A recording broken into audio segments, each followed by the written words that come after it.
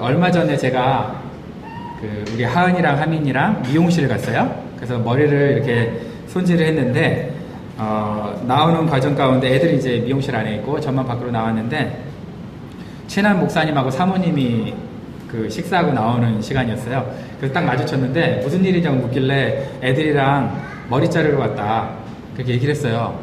그랬더니 갑자기 아니 애들이 아빠랑만도 다니냐고 엄마 없이 아빠랑만도 애들이 다녀요? 이러는 거예요. 그래서 다니잖아요. 그쵸? 여러분 다 다니죠? 안 다니나요? 다 다니는데 너무 놀라길래 저는 우리 애들이랑 좀 이따 밥도 먹을 건데요? 이랬어요.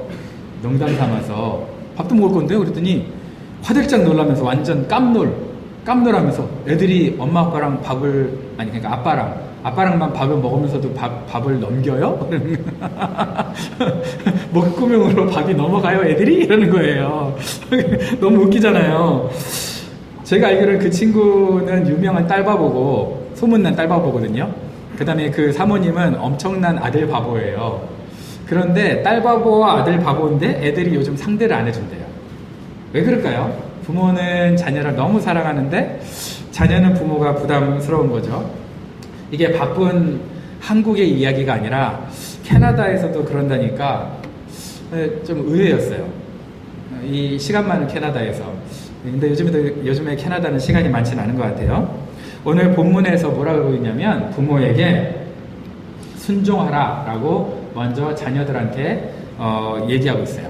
부모에게 순종하라. 그러면서 하는 말이 뭐냐면 그것이 옳대요. 옳다는 것은 옳고 그러면 그냥 그게 당연한 거야 라는 거예요. 그죠? 그것이 당연한 거야. 그러면서 뭐라고 얘기하고 있냐면 2절에 약속이 있는 첫 번째 계명이라는 거예요. 여러분 부모 공경이 약속이 있는 첫 번째 계명일까요? 10계명 중에 부모 공경은 몇 번째 계명이죠? 5번째예요. 그죠? 그래서 공경이란 말이 너무 어려워가지고 어떤 초등학생들이 내 부모를 공경하라를 내 부모를 공격하라라고 잘못했다는 그런 우스갯소리가 있는데 어쨌든 부모 공경은 여러분 약속이 달려있는 첫째 계명이라고 했지만 약속이 딸려있는 계명 중에 첫 번째 계명은 아니에요. 심지어 10계명에서도 약속이 딸려있는 계명 첫 번째 계명은 두 번째 계명이에요. 그죠? 정말 우리가 하나님을 사랑하면 우상을 섬기지 않고 하나님을 사랑하면 1000대까지 은혜를 베풀겠다. 1000대까지. 그렇지 않으면 3, 4대까지 보응하고 1000대까지 은혜를 베풀겠다라고 있는 첫 번째 계명이 분명히 있어요. 약속 있는 첫 번째 계명이 10계명에서 두 번째가 첫 번째 계명을 볼 수 있어요. 그럼 여기서 첫 번째 계명은 뭐냐? 여러 가지 의미가 있지만 여러분 첫째다 그랬을 때는 으뜸이다라는 의미가 있잖아요. 그죠? 걔가 첫째다 그럼 으뜸이다라는 거지 순서적으로 1등이다 이런 게 아니고 으뜸이 된다라는 거예요. 그래 으뜸이 된다고 쳐도 여러분 약속이 있는 계명들 중에 으뜸이 되는 계명이 여러분 상식적으로 생각했을 때 하나님 사랑일까요? 부모 사랑일까요? 하나님 사랑 같잖아요. 그죠? 그러니까 그래도 이해가 안 가는 거야. 하나님 사랑하는 것보다 부모 공경이 으뜸이 된다고 하니까 우리는 이게 신앙이 좋은 사람들 보통 신앙이 좋은 사람들 수긍하기가 굉장히 어렵죠. 그런데 여러분 출애굽기에 보면은요 이런 말씀이 있어요. 자기 부모를 때린 자는 반드시 사형에 처하고 자기 부모를 때린 자 저는 제 기억에는 우리 부모님 때린 적은 없어요. 내가 맞은 적은 있는데 때린 적은 없어요. 부모를 때린 자는 반드시 사형에 처하고 부모를 저주하는 자도 사형에 처하고 저주의 데피니션이 뭔지 모르겠지만 저는 저주는 한 것 같아. 어떤 저주를 했냐면 왜 나를 낳아가지고 이 고생을 시키냐 이런 이것도 저주 중에 하나잖아요. 그러면 이제 사형인 거지 우리는 저와 여러분은. 그렇게 강력하게 명령이 나와 있어요. 근데 하나님께서 오늘 본문을 통해서 바울을 통해서 여러분의 부모에게 순종하고 부모를 공경하라 라고 강조하고 있는 이유가 뭘까? 여러분 저와 여러분이 한번 생각해 보자는 거죠. 여러분 신앙에서 가장 중요한 거는 뭐죠? 관계예요. 그죠? 하나님과 나와의 관계, 나와 이웃과의 관계. 관계가 가장 중요하죠. 그런데 그 관계를 어디서 우리가 배울까요? 그 관계를 눈에 보이지 않는 이 추상적인 하나님과 나와의 관계를 어디서 배울 수 있느냐? 첫 번째가 부부죠. 그래서 지난번 설교에 부부관계가 나온 거예요. 그죠? 부부관계 쉽지 않아요. 그죠? 그 인간 쉽지 않죠? 쉽지 않은데 그래서 부부관계를 통해서 하나님과 나와의 관계를 배우는 거고요. 두 번째가 부모와 자녀의 관계예요. 그리고 마지막이 삶의 터전에서 관계인데 이건 다음 성경 구절에 나와요. 이 다음에 종과 주인과의 관계가 나와요. 그래서 건강한 부모와 자식과의 관계가 오늘 본문인 거예요. 건강한 부모와 자식과의 관계를 우리가 깨달으면 하나님의 사랑과 하나님의 은혜를 더 깊이 깨달을 수 있다는 거예요. 이 세 가지 관계에서 여러분 망가지니까 인생 살기 어렵잖아요. 여러분 돈 없어서 어렵고 여러 가지 어렵죠. 근데 가장 어려울 때가 언제냐면 여러분 관계가 깨질 때 어려운 거예요. 그쵸? 부모와의 관계, 부부와의 관계, 자녀와의 관계, 그리고 친구와의 관계, 직장 동료, 상사 이런 사람들의 관계가 깨질 때 가장 어렵잖아요. 반대로 이 관계가 원만하고 그 관계를 통해서 내가 성숙하면 신앙도 성숙해진다는 거예요. 그래서 이 관계가 굉장히 중요하다라고 얘기하고 있어요. 물론 부부 관계가 아니면 부모와 자녀과 관계가 그 다음에 뭐 교우 관계가 됐든 주인과 종의 관계가 됐든 직장 상사와 나와의 관계가 됐든 아니면 친구들과의 관계가 됐든 한쪽만 잘못해서 그 관계가 깨지는 건 아니에요. 사실은 양자 모두가 조금씩 틀리기 때문에 다르기 때문에 깨지는 거죠. 그럼에도 불구하고 성경에서는 뭐라고 얘기하고 있냐면 양쪽 다에게 얘기하고 있어요. 양쪽 다에게 얘기하면서 양쪽 다에게 상대방을 공격할 거리를 주는 게 아니고 나는 너한테 얘기한다라는 거예요. 근데 우리는 너한테 얘기한다 하는 그 말씀을 누구한테 적용을 하죠? 나한테 적용을 안 하고 거봐 성경에서 이렇게 얘기했잖아. 부모가 자녀한테 야 순종하래잖아 임마. 이게 순종이야? 이러니까 문제가 되는 거예요. 그죠? 그리고 밑에 보면은 여러분 자녀를 노엽게 하지 말고 있는 자녀가 아빠한테 노엽게 하지 말라잖아. 왜 나를 빡치게 해? 이러니까 문제인 거예요. 그죠? 이러니까 문제인 거예요.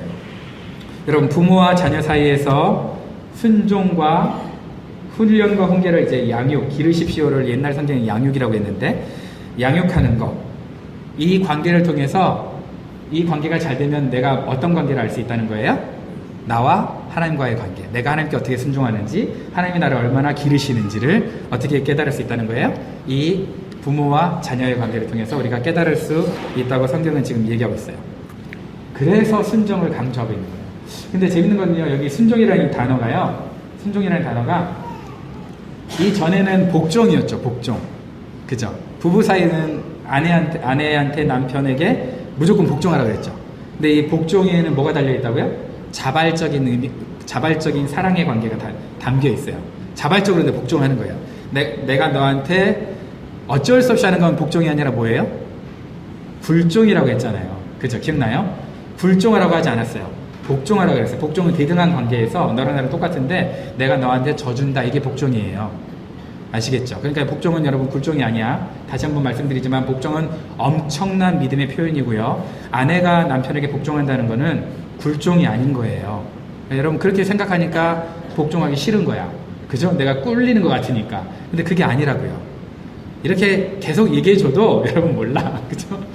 계속 얘기해도 모르는데 어쨌든 그래요. 근데 오늘 자녀한테 뭐라고 그랬냐면 순종이라고 했어요. 순종은 영어로는 obey로 번역을 했어요. obey. 잘난 척하면 헬라어로는 휘파코라고 하는데 obey. 그러니까 이게 뭐냐면은요.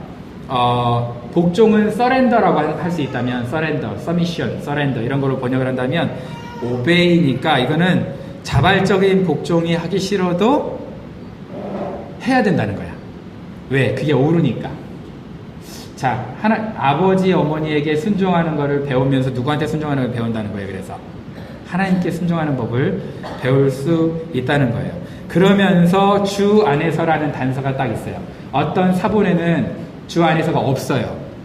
사본에는. 그런데 대부분 사본에 있어. 그러니까 이 꺽쇠는 사실 없애는 게 나아요. 왜냐하면 대부분의 사본에 있는데 몇몇 소수 사본에 없기 때문에 주 안에서 이렇게 해놨거든요. 근데 이렇게 해놓으면 우리가 어떻게 생각해요? 대부분 사본에 없구나 이렇게 오해할 수 있잖아. 그러니까 저렇게 하면 안 돼 원래. 그죠? 저렇게 하면 안 되는데 요즘 성경책들이 좀 이상하게 나와요. 그래서 어쨌든 주 안에서라는 단서가 달려있어요. 여러분 주 안에서를 어떻게 우리가 해석하느냐에 따라서 그 사람의 신앙이 완전 달라지거든요. 주 안에서 하니까 어떤 사람 어떻게 번역을 하냐면 주 안에서 부모에게 순종하라. 주 안에서 부모에게. 그 말은 뭐냐면 부모가 주 안에 있을 때만 순종할 수 있다. 이렇게 이제 해석을 하는 거예요. 아마 정확하게 뭐 데이터를 내가 계산해보진 않았지만 제가 들었던 설교 중에 거의 90% 이상 목사님들이 부모님이 주 안에 있을 때 순종하는 겁니다 라고 가르치더라고요.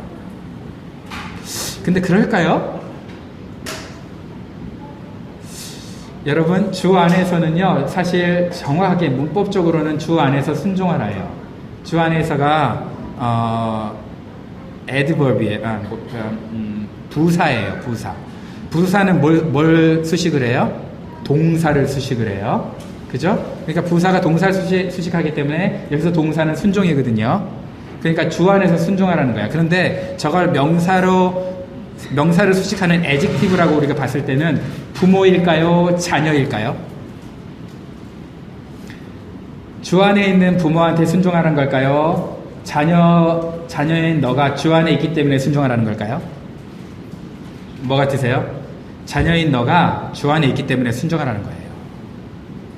그렇게 해석을 해야 돼요. 근데 참 이상하게 해석을 해요, 사람들이. 왜 그럴까? 모르지, 뭐. 나도. 왜 그러냐면, 워낙 부모님들이 어때요? 역기능적인 가정이 많아요? 좋은 가정이 많아요? 역기능적인 가정이 많아요. 그러니까 안전장치로 부모가 주 안에 없으면 순종 안 해도 된다라고 해야 자녀들이 빡치지 않아요. 그래서 그렇게 가르치는 거예요. 그러나 원래 성경은 그게 아니라고요. 원래 성경은 뭐예요? 주 안에 있는 자녀, 네가 주 안에 있기 때문에 부모에게 순종해야 하는 게 마땅하다라는 거예요. 우리가 그렇게 해석을 해야 되는 거예요. 그래서 이 본문을 통해서 우리는 내가 순종하지 않아도 되는 핑계를 찾으라는 게 아니에요. 우리 부모님이 주 안에 없는데 뭐 이러면서 나 순종 안 해도 돼 이런 핑계를 찾으라는 게 아니고, 내가 왜 부모에게 순종해야 되냐면 내가 주 안에 있기 때문에, 내가 주 안에 있기 때문에라는 순종의 근거로 잡아야 된다는 거예요. 여러분, 기분 나빠도 어쩔 수 없어요. 여러분 대부분 자녀인 위치가 많은데, 여러분 기분 나빠도 어떻게 할 거야? 내 성경이 그렇다는데. 그죠? 내가 성경을 이상하게 해석할 수는 없잖아요. 내 양심껏 해석을 해야지, 최소한. 그죠? 여러분 기분 나쁘다 어쩔 수 없어. 그런 눈으로 날 쳐다보지 마. 지금 레이저 광선 나온다. 지금 째려보고 난리네, 세상에. 그렇게 부모랑 안 친해? 째려보면 어쩔 거야. 자, 그런 거예요, 여러분. 자, 한국에 그리고 캐나다에 3040이 출산을 포기했대요. 물론 결혼도 포기하는 시대에 뭐 출산 포기하죠, 그죠? 다행히 우리 예수님 믿는 사람들은 자녀를 많이 낳았어요. 우리 교회도 지금 예수님 믿는 사람들 자녀를 좀 많이 낳아서 감사하죠. 근데 조사에 의하면 그 자녀들이 신앙의 영향을 누구한테 받을까요? 1. 목사님, 2. 아빠, 3. 엄마. 어딜 것 같으세요? 엄마한테 받는데요. 엄마한테. 신앙의 영향을 엄마한테 받는데. 두 번째가 아빠보다 목사님이야. 아빠들 각성하라. 아빠들 각성해야 돼. 두 번째가 아빠보다 목사님이래요. 1위가 엄마, 2위가 목사님, 3위가 아빠. 그렇다는데요. 그러면서 그 조사기관에서 요즘 엄마들, 신앙의 엄마들의 잘못된 신앙교육 3가지를 소개하고 있어요. 좀 가슴 아파도 들으세요. 제 얘기가 아니지만 저도 동의를 하니까 얘기하는 거지만 거기서 얘기하고 있어요. 상처받지 말고 내가 이러는지 아닌지 한번 자기를 살펴보세요. 첫 번째, 잘못된 신앙교육 첫 번째, 자녀가 잠잘 시간을 못 지키면 큰일 나는 줄 안다. 8시, 9시 이렇게 시간을 딱 지켜놓고요. 그거 못 지키면 큰일 나는 줄 알아. 이게 시간이 우상이 돼버렸대요. 그래서 재우는 시간이 우상이 돼버려서 송구영신 예배 12시 드리죠? 그러니까 안 보내. 금요 철야 당연히 안 가. 새벽 기도 안 가. 크리스마스 이브 당연히 안 가. 우리 교회는 크리스마스 이브에 없지만 아예 꿈도 못 꾼다는 거예요. 왜냐하면 재워야 되니까. 규칙적으로 재워야 되니까. 예전 엄마들을 여러분 우리 6.25 때나 6.25 이후에 엄마들 그 신앙생활 하는 거 보면은요, 새벽 기도 가서 등에 이 뭐라 그러죠? 이거를 이렇게 묶어가지고 뭐라 그래요? 보쌈? 아니 보쌈 아닌데. 포대기 해가지고 이렇게 막 무릎 꿇고 기도하는 그런 게 있었단 말이에요, 부모님이. 요즘 그런 거 못 봐요. 그죠? 애가 자야 되는데. 애가 자야 되는데. 그래서 아이들 핑계대고 나도 편하게 신앙생활 하는다. 이렇게. 제 얘기가 아니에요. 나한테 레이저 광선 쏘지 마세요. 자기가 만든 어떤 교육이라는 규칙에 애를 가둬놓고 하나님도 못 만나게 한다는 거예요. 그러면 안 된다는 거죠. 첫 번째가 그거예요. 자, 두 번째는 좋은 프로그램을 찾아 헐떡거리는데 좋은 프로그램을 찾아 헐떡거리는데 자신이 헌신하는 모습은 보여주지 않는다는 거예요. 자신이 헌신하는 모습. 그러니까 뭐 주일학교가 됐든 뭐 여름 성경학교 됐든 아니면 뭐 한글학교나 뭐가 됐든 이런 거는 엄청 찾아다녀. 그런데 자기가 교회를, 하나님을, 그리고 자녀에 대해서 헌신하는 모습을 보여주지 않는다는 거예요. 그래서 프로그램이 아니라 좋은 부모가 좋은 자녀를 만들기 때문에 프로그램에 맡기고 자신은 여가를 즐기면 아이는 소비주의적인 성향을 배워서 반드시 교회를 떠난다는 거예요. 반드시 교회를 떠난다. 그러면서 뭐라고 얘기하고 있냐면 기능 교육은 포기하고 인성 교육을 시키라는 거예요. 기능 교육 포기하고 인성 교육을 시켜라. 뭐가 옳고 그름인지, 뭐가 하나님 앞에 자신을 헌신하는 건지, 뭐가 손해보는 인생인지 그거를 교육하라는 거예요. 그 중에 가장 좋은 게 뭐냐? 부모와 자녀가 함께 앉아 세대통합 예배를 드리는 것이다. 지금 이걸 말하는 거예요. 세대통합 예배. 여러분, 제가 주일학교 교사나 아니면 주일학교 장소가 없어서 이렇게 임시 방편으로 예배 드린다고 생각하지 마세요. 이게 최고라고 생각하기 때문에 이렇게 예배 드리는 거예요. 여러분 생각을 바꿔야 돼. 정말 생각을 바꿔야 돼요. 정말 200명, 300명 돼가지고 어쩔 수 없이 막 너무 큰 교회 예배당에서 애들과 뭐 청소년과 부모가 한 설교로 은혜를 못 받는다. 그 정도 되면 몰라도 그게 아니면 이게 최고라는 거예요. 제가 얘기하는 것도 있지만 여기서도 얘기하고 있어요. 그러면서 뭐라 그러냐면 자녀 교육은 다이어트나 영어 공부처럼 자신이 직접 할 생각을 해야지 맡겨서는 안 된다. 여러분 다이어트 맡긴다고 여러분 살 빠집니까? 영어 공부 다른 사람한테 시키면 여러분의 영어가 쓱쓱 늘어납니까? 아니죠. 마찬가지로 자기가 직접 해야 된다라는 거예요. 세 번째는 저도 조금 이해가 안 가는데 뭔 얘기인지. 그렇지만 세 번째 뭐라고 하냐면 옳은 말에 순응보다는 거부하는 습관을 들이기 때문에 문제다라는 거예요. 이게 무슨 얘기인지 모르겠어요. 옳은 말에 순응하기보다는 거부하는 습관을 들인다? 대략 제가 생각해 봤을 때 이런 것 같아요. 부모들이 요즘 너무 스트레스 받을 때 스트레스 풀 수 있는 가장 좋은 게 뭐예요? 여러분 제일 좋아하는 건 뭐예요? 드라마. 이 재밌잖아요. 이거 어떻게 이 유혹을 어떻게 못 이겨내? 드라마 진짜 재밌거든, 그죠? 막 정주행도 하고 그러잖아요. 정주행이라 그래서 나는 성은 정시올 이름이 주행인 줄 알았더니 그게 아니고 빈지와치, 그죠? 빈지와치를 말하는 거예요. 정주행인데 성경의 권위조차 무시하는 그리고 반기독교적인 그런 드라마가 많대요. 저는 안 봐서 몰라요. 거기에 하다 보면 자기도 어떻게 된다는 거예요? 자기도 모르게 세뇌된다는 거예요. 근데 저도 거기에 어느 정도 조금 동의하는 게 뭐냐면 제가 어떤 사람의 간증을 봤는데 새롭게 하소서라는 간증은 보통 좋은 간증들이잖아요.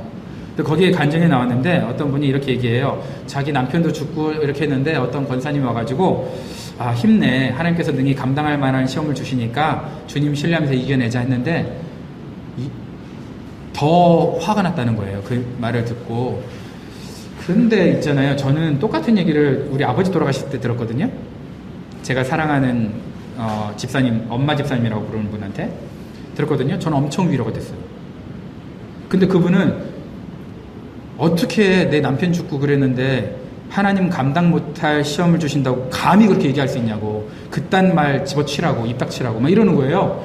내가 놀래가지고, 아니 성경에 있는 말인데 성경에 없는 말도 아니고, 그렇잖아요. 성경에 있는 말인데 그게 왜 기분이 나쁘지? 그게 비아냥이거나 마음이 공감이 안 된 상태에서 그냥 하는 얘기라면 그러면 상처는 될 수 있을 것 같아요.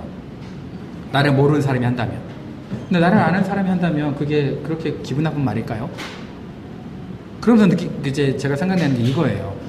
요즘 세대는 하나님의 말씀조차도 의도적으로 악하게 반감을 갖게 만드는구나. 악하게 반감을 갖게 만들어서 더 이상 그 얘기하면 저도 조심스러운 거예요. 그래서 성도님들이 그럴 때 이 말을 위로하겠다는 건 아니지만 하나님을 신뢰하자는 말로 난 하나님 말씀 외에 뭘로 내가 목사가 도대체 무슨 인문학 가지고 내가 위로를 하겠어요. 그죠? 목사가. 그럼 하나님 말씀으로 이거 위로를 해야 되는데 하나님 말씀으로 이걸 얘기했을 때 이 사람이 나한테 반감을 갖고 나랑 더 멀어지는 거 아니야? 이제 이 일이 덜컹한다니까. 덜컹한다니까. 지금 얼마나 위험한 세대인지 몰라요. 그런데 여러분 부모들이 드라마를 보면 그렇게 될 수 있다. 그런 뜻인 것 같아요. 그런 뜻인 것 같아요. 여러분 생각해 봐야 돼요, 우리가. 그죠? 정말 그게 우리 마음을 의도적으로 악하게 만드는 건지 아닌지를 우리가 한번 생각해 볼 필요가 있는 것 같아요. 물론 여러분 부모에게, 저와 부모에게 그래서 뭐라고 얘기하고 있냐면, 우리가 자녀뿐만 아니라 모든 사람을 사제를 보면 노엽게 하면 안 돼요. 그죠? 우리가 하나님 말씀으로 잘못 적용을 해서 노엽게 하면 안 되죠. 여러분 자녀들이 언제 노여울까요? 제가 만약에 우리 하은이 한민을한테 이렇게 얘기했다고 종종 얘기하거든요. You are my son, that's my son, you are my daughter 이렇게 얘기하거든요. 그 얘기 뭐예요? 너 내 거야 임마 이런 뜻이에요? 아니죠. 번역이야 너 내 거야지만 번역은 그게 아니잖아. 최고야 이거잖아요. 번역할 때 우리 최고야로 번역해야 되잖아요. 그죠? 그런데 어떤 사람이 이렇게 얘기해요. You are mine, so obey me. 너 내 거니까 obey해. 이렇게 얘기하면 이걸 뭐라 그러죠? 권한 남용. 그죠? 여러분 권한을 남용하면 어떤 반응이 오는지 알아요? 권한 거부가 와요. 권한을 남용하잖아요. 당연히 권한을 거부하지. 권한 거부하냐? 권한 조롱까지 해.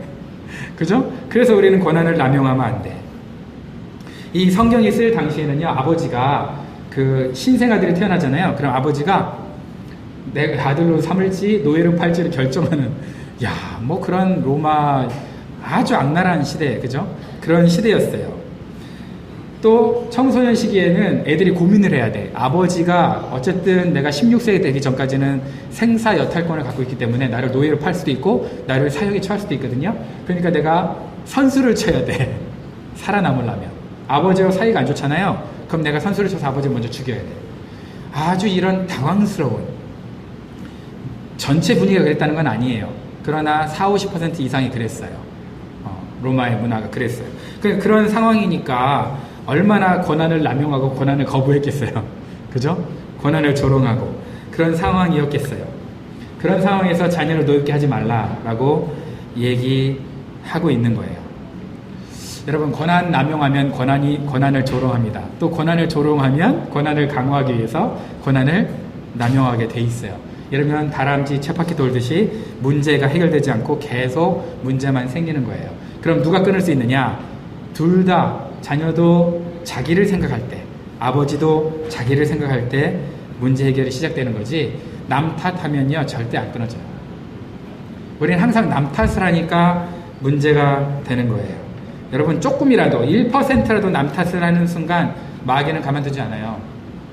그 남 탓을 통해서 두 사이가 계속 다람쥐 쳇바퀴 돌듯이 만드는 거예요. 그래서 남 탓하면 안 돼. 나를 봐야죠. 노엽게 하지 말라는 거 하나 보니까 제 경험이 하나 있어요. 여러분 10대 때부터 우리 부모들 잘 기억하셔야 돼요. 10대부터 20대 사이에 자녀들이 자라면서 뭔가 큰 잘못을 할 때 있을까요? 없을까요? 반드시 있죠. 그죠? 뭔가 큰 잘못을 했어. 그러면 큰 잘못을 했기 때문에 아빠 엄마도 화가 나서 애를 혼낼까요? 안 혼낼까요? 혼내게 되죠. 화나서 막 혼냈어요. 그러면서 자녀에게 바라는 건 뭐예요? 반성하고 자숙하기를 바라겠죠. 그죠? 반성하고 자숙하기를 기대해요. 그래서 이제 막 혼내놓고 아빠 엄마는 이제 뭐 밖에 나갔다 온다든지 딴 일을 하고 있어요. 근데 애는 자기 방에 있어요. 근데 오고 가면 열린 문틈으로 딱 보니까 애가 자숙하면서 공부하고 회개하는 게 아니라 열심히 오락을 하고 있어요. 예를 들자면 신났다고 오락을 하고 있어요. 막 그러면 그 모습을 보면서 반성하기는커녕 오락을 하고 있으니까 부모는 어떤 생각이 들어요? 저게 반성이 없네. 그러면서 이제 뭐가 시작돼요? 전문용어로 2차전. 전문용어로 2차전이 시작이 되죠. 가가지고 막 이렇게 막 해요. 근데 그럼 될까요? 안 될까요? 안 된다는 거예요.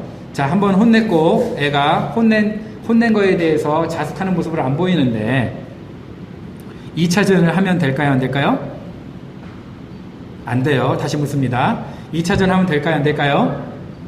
안 돼요. 한번 혼냈으면 거기서 끝내야 돼요. 알겠죠? 왜냐하면 왜 애가 혼난 자녀가 그렇게 행동하는지 우리가 이해를 해야 돼요. 이해를 해야 돼.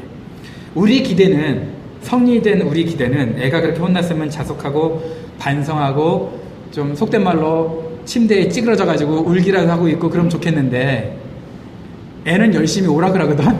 레벨업을 하고 있어. 오락을 하면서 레벨업을 하고 있거든. 신났다고. 왜 그러냐면 애들은 일단 그 불편한 분위기를 어떻게 될지 몰라요. 혼났으니까. 몰라. 나는 어떻게 될지 이 상황에서. 엄마 아빠, 사랑하는 엄마 아빠한테 혼났는데, 특히 여러분들이 자녀를 평상시에 사랑했던 자녀면 사랑을 받은 자녀일수록 더 그래. 왜냐하면 평상시에 뒤지게 혼났으면 찌그러져 가지고 공부하는 척이라도 해요. 맨날 혼난 자녀는 그래. 근데 여러분의 사랑을 듬뿍 받은 자녀일수록 어떻게 할지를 몰라. 어떻게 할지를 몰라. 그러니까 이 분위기가 익숙하지 않아. 그리고 우리가 한두 명 키우지 막 10명씩 키우는 게 아니잖아. 10명씩 키우면 첫째가, 야, 이 바보냐? 엄마한테 혼났으면 그거 하고 있으면 너 뒤지게 혼나. 저 찌그러져가지고 회개하는 척이라도 해. 이렇게 누가 가르쳐줘요? 첫째가. 그런데 안 가르쳐주는 사람도 없어. 뭐 그렇다고 성령이 가르쳐주시겠어요, 그거를? 그죠? 안 가르쳐줘. 그러니까 애는 몰라요. 분위기를 읽을 줄 몰라. 아프고 마음 아프고 불편하고. 그래서 할 수 있는 게 뭐야? 평상시 자기가 스트레스 받았을 때 그걸 풀 수 있는 방법이 뭐야? 오락이었던 거지. 그러니까 걔는 오락을 하는 거야. 당연히. 왜? 오락이 하고 싶어서? 아니, 나 그 불편한 게 싫어서. 그래서 하는데 부모는 어떻게 해요? 그걸 보고서 스팀이 올라오는 거죠. 그 스팀으로 폭발시키면 안 되고 그 스팀으로 뭐 해야 돼요? 라떼를 만들어야지, 그냥 차라리. 그죠? 아, 라떼 만든 게 안 주는 거구나. 나 때는 말이야, 이럴 거 아니야, 그치? 그 스팀을 죽여야 돼요, 여러분. 큰일 나.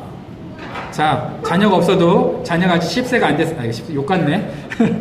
10살이 안 됐어요. 10살부터 20살까지 자녀, 우리 한조. 애가 혼났는데, 그러면 어떻게 하라고? 2차전 하면 안 돼. 절대 하면 안 돼. 그냥 사랑히 하고 안아주세요. 마음이 열불이 나도 사랑이. 걔는 그걸 모른다니까. 몰라요. 거기서 2차전 하면 애 망가져요, 인격이. 절대 그러면 안 돼요. 알겠죠? 우리 정우 집사님. 그러면 안 돼요. 알겠죠? 우리 교회에서 가장 순한 사람과 가장 순하지 않은 사람 두 사람만 알파와 오메가로 얘기를 했으니까 나머지는 그 안에 있으니까. 누가 순하고 누가 뭐 그렇지 않은지는 얘기 안 할게요. 서로들 알 거니까. 이러면 안 되는데, 주여. 그래서 그러면 안 된다는 거예요. 애가 자숙하고 찌그러져서 공부하면 더 위험한 거야. 알겠죠? 그렇게 생각하셔야 돼요. 정말 안아만 주시고 이렇게 하세요.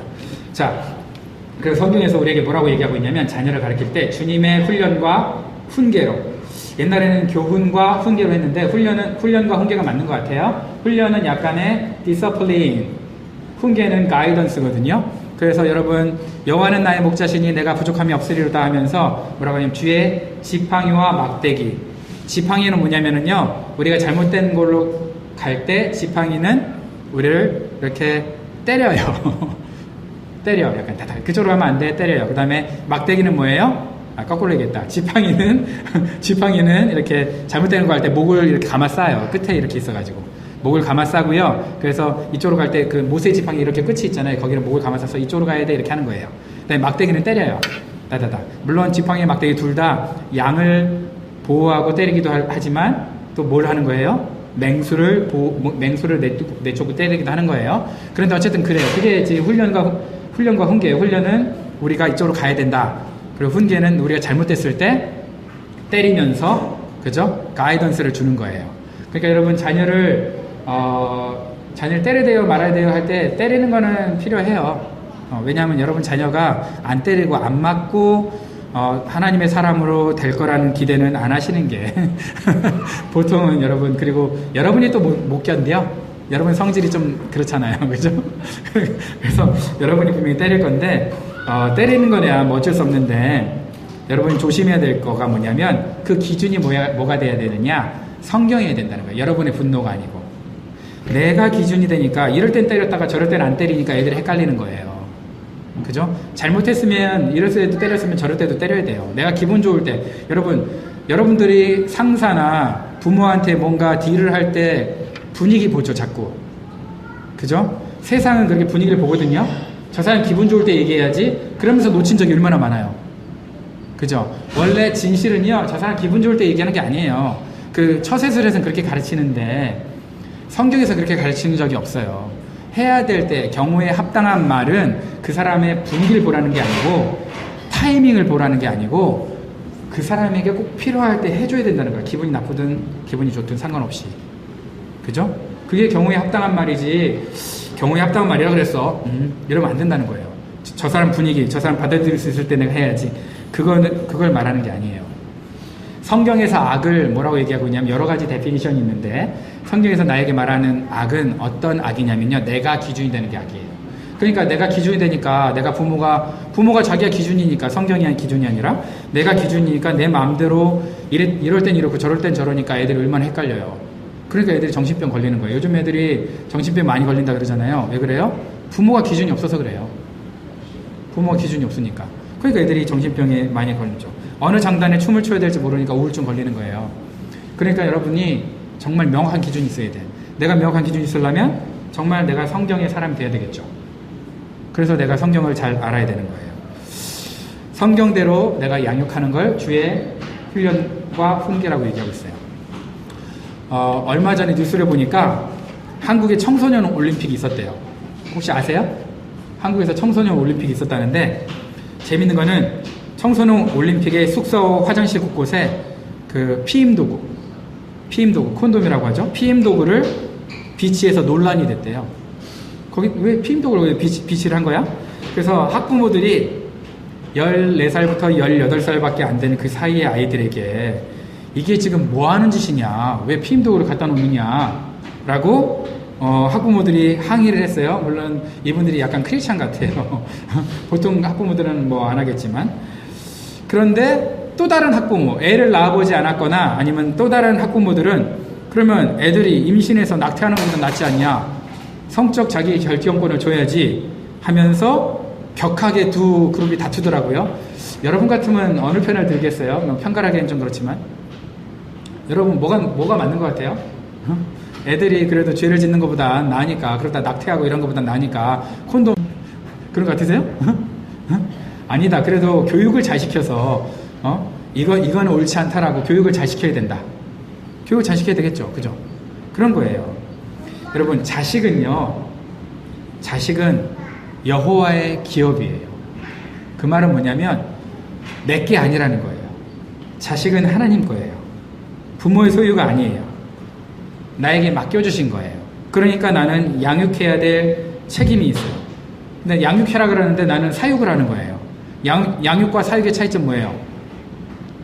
양육은 그 사람이 잘 되게, 정말 진정으로 잘 되게 해주는 거고요. 사육은 그냥 키만 크면 된다는 거죠. 밥만 먹어라. 그리고 네가 알아서 커라. 이게 사육인 거죠. 그죠? 우리는 인간을 사육하는 게 아니고 양육을 하는 존재예요. 양육하면서 여러분 가급적 상처를 주지 말아야 되겠지만 상처를 안 주겠다고 그게 목적이 되면 곤란해요. 어떤 분이 저한테 그러더라고요. 제가 이 비슷한 설교를 한 3, 4년 전에도 했어요. 그러면서 저한테 그래요. 예수님께서 소자 하나를 실족하게 하면 연자맷돌을 목에다가 걸고 깊은 바다에 빠뜨리는 게 낫다. 그래서 상처 안 줘야 되지 않느냐, 어떻게 애를 때릴 수 있느냐, 뭐 이렇게 얘기하는 거예요. 내가 애를 때리라 그런 건 아니잖아요. 때릴 수 있다는 거지. 근데 어쨌든 그럼에도 불구하고 그렇게 저한테 얘기를 했어요. 그런데 여러분, 여기서 실족이라는 단어가 뭔지 알아요? 여러분, 실족하다 할 때, 실족이라는 단어 들을 때 여러분 누군가의 마음을 아프게 하거나 좀 힘들게 한다, 그런 뜻으로 받아들이기 쉬운데요. 내 마음을 아프게 했어. 어떻게 나를 실족하게 해요, 목사님? 이렇게 생각하려고 쉬운데, 실족은 그런 단어가 아니에요. 실족의 원어는 스칸달리조예요. 스칸달리조는 뭐냐면은요, 죄에 빠지게 하거나 바른 길에서 벗어나게 하는 걸 실족이라 그래요. 죄에 빠지게 하거나 바른 길에서 벗어나게 하는 거. 근데 우리는 실족 그러면 제대로 안 배워가지고 뭐라고 생각하냐면 기분 나쁘게 하는 걸 실족이라고 착각해. 기분 나쁘게 하는 건 실족이 아니에요, 여러분. 오해하면 안 돼.